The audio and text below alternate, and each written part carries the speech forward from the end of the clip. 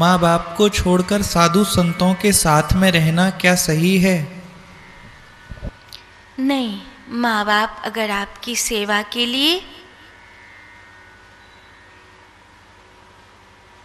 आपको स्वीकार करते हैं तो फिर आपको किसी और संत की सेवा में अलग से जाने की ज़रूरत नहीं है। आप अपने माता पिता की सेवा करिए।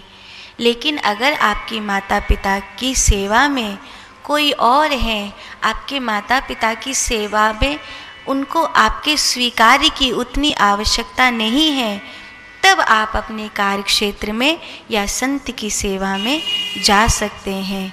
लेकिन किसी को असहाय छोड़कर फिर साधु सेवा में जाना ये गलत है।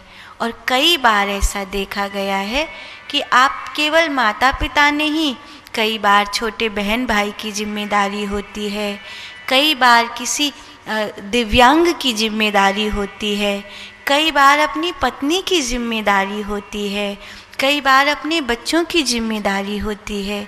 जिम्मेदारी किसी की भी हो, माँ बाप की नहीं, किसी की भी जिम्मेदारी हो, अगर वो आपके कंधों पर है तो वही आपकी साधु सेवा है, वही आप करिए, यही आपके लिए उपयोगी है। जब आपकी जिम्मेदारियों को उठाने के लिए कोई और तैयार हो जाता है और आपको लगता है कि ये आपकी जिम्मेदारी उठा सकता है, तब आप आगे बढ़िए।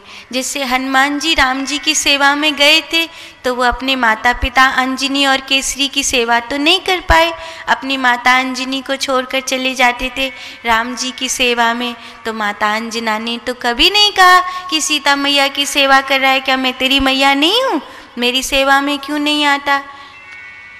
माता अंजना ने कभी नहीं कहा कि तू सीता मैया की सेवा करता है, मेरी सेवा में कभी नहीं आता, क्योंकि हनुमान जी जो माता अंजना के प्रति कर्तव्य हैं उनको निभा देते हैं, उसके बाद जो राम सेवा में कर्तव्य हैं उनको निभाते हैं।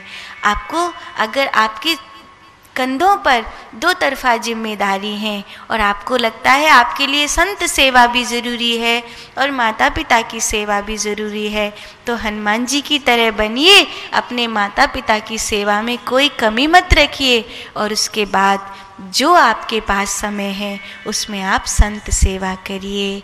ये आपके प्रश्न का उत्तर है।